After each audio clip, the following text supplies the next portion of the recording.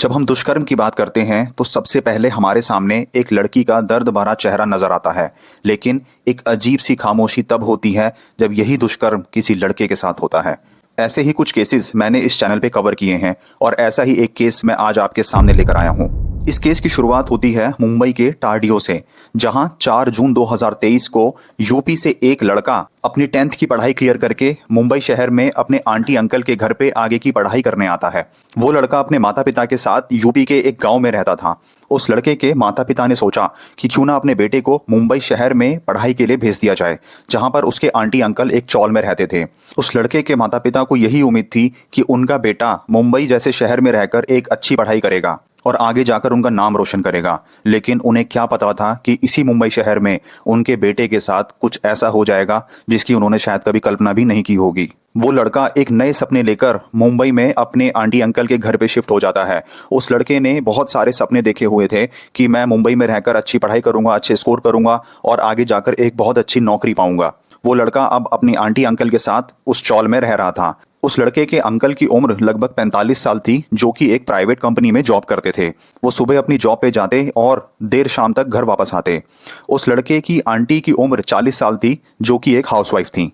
अब सब कुछ नॉर्मल चल रहा था। लड़के ने स्कूल में एडमिशन ले लिया, वो अपनी पढ़ाई में व्यस्त हो गया। लगभग 1 महीने तक सब कुछ नॉर्मल चलता रहा। फिर एक दिन जब उसके अंकल सुबह अपने ऑफिस के लिए गए हुए थे, वो अपने स्कूल से घर आता है। उसकी आंटी उसके लिए खाना तैयार करती है। वो खाना खाता है और अपने रूम में चला जाता है। वो अपने रूम में रेस्ट कर रहा था। अब दोपहर के टाइम जब सारे लोग अपने घरों के अंदर थे और पूरे मोहल्ले में सन्नाटा पसरा हुआ था और उस चौल में सिर्फ वो लड़का और उसकी आंटी मौजूद थे। उसकी आंटी ने अपने घर का मेन गेट बंद किया और वो उस लड़के के रूम में चली जाती है। उस लड़के के रूम में जाने के बाद वो अचानक अपने कपड़े उतारना शुरू करती है। ये देखकर वो बच्चा घबरा जाता है, क्योंकि उसकी उम्र बहुत कम थी। उसने ऐसा कभी कुछ देखा नहीं था। उसकी आंटी अपने कपड़े उतारती है और उस लड़के को भी उसके कपड़े उतारने को कहती है। जब वो लड़का अपने कपड़े उतारने को मना करता है तो उसकी आंटी उसे डराती है, धमकाती है और उसका मुंह बंद करके वो उसके कपड़े उतारती है, उसे बेड पे धक्का देती है और उसको गलत तरीके से टच करती है। उस लड़के की आंटी ने उसे धमकाते हुए कहा कि जैसा मैं कहती हूं तुम्हें वैसे ही करना होगा। अगर तुमने ऐसा नहीं किया तो इसका अंजाम बहुत बुरा होगा, और अगर तुमने ये बात अपने माँ बाप को या किसी को भी बताई तो उसका नतीजा बहुत बुरा हो सकता है। वो औरत उस बच्चे को बहुत ज्यादा डरा देती है और उस लड़के के साथ वो दुष्कर्म करना शुरू करती है। लड़का ना चाहते हुए भी वो सब करता है जो उसकी आंटी कहती है और उस लड़के को अपना शिकार बनाती है। उसी दिन जब उस लड़के का अंकल शाम को घर पे वापस आता है तो वो महसूस करता है कि आज वो लड़का बहुत ही ज्यादा चुप है, शांत है और डिनर के लिए भी बाहर नहीं आया। उसके अंकल को लगता है कि शायद उसकी तबीयत ठीक नहीं होगी, लेकिन हकीकत तो कुछ और ही थी। ये सिलसिला लगभग 5 महीने तक चलता रहा।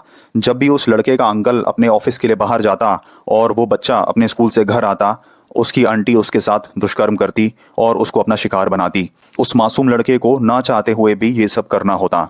अब जब ये कहानी लगभग 5-6 महीने तक चलती रही तो लड़के को एहसास हुआ कि उसके साथ तो ये बहुत गलत हो रहा है और उसकी बिना मर्जी के, उसके बिना इच्छा के उसकी आंटी उस पर जोर जबरदस्ती कर रही है और उसे धमका रही है। तो उसने ठान लिया कि आज मैं अपनी माँ को सब कुछ बता दूंगा। फिर एक दिन जब वो स्कूल से वापस घर आ जाता है, मौका देखकर अपनी आंटी के फोन से अपनी माँ को कॉल करता है और अपनी माँ को अपनी आंटी की सारी काली करतूतें बता देता है। उसकी माँ ये सब सुन के बहुत गुस्से में आ जाती है और अपने बेटे को कहती है कि तुम चिंता मत करो, मैं 2 दिन के अंदर मुंबई आ रही हूँ और पुलिस में कंप्लेंट करूंगी। वो लड़का अपनी माँ से बात करके अपने रूम में चला जाता है। उसकी आंटी देखती है कि उसके फोन से कॉल की गई है। जब उसकी आंटी चेक करती है और रिकॉर्डिंग सारी सुनती है तो उसकी आंटी ये रिकॉर्डिंग सुन लेती है कि उस लड़के ने अपनी माँ को मेरे बारे में सारी बातें बता दी और अब मेरा भांडा फूट जाएगा। फिर वो उसकी आंटी घबरा जाती है और एक खतरनाक प्लानिंग बनाती है। वो सीधा पुलिस स्टेशन जाती है। पुलिस स्टेशन जाने के बाद वो एक कंप्लेंट दर्ज करती है, बोलती है कि मेरी उम्र 40 साल है और हमारे रिश्तेदार का एक लड़का हमारे घर आया हुआ है जिसकी उम्र 20 साल है और उसने मेरे साथ दुष्कर्म किया है। अब ऐसे केसेस में पुलिस तुरंत एक्शन लेती है जिसमें एक महिला के साथ दुष्कर्म किया गया हो। पुलिस तुरंत उस चौल में जाती है और बिना कुछ सोचे समझे उस लड़के को अरेस्ट कर लेती है। पुलिस उस लड़के को अरेस्ट करके पुलिस स्टेशन ले आती है और जेल में बंद कर देती है और पूछताछ करती है, इन्वेस्टिगेशन करती है। वहीं दूसरी तरफ उस लड़के की माँ भी मुंबई पहुंच जाती है और वहां उसी पुलिस स्टेशन में जाती है। उस पुलिस स्टेशन में जाने के बाद उस लड़के की माँ पुलिस को सब कुछ बताती है कि ये सब कुछ उसकी आंटी ने किया है और मेरे बेटे ने मुझे फोन करके बताया कि ये उसके साथ जबरदस्ती कर रही थी और लगभग 5-6 महीने से ये औरत मेरे बेटे का इस्तेमाल कर रही थी।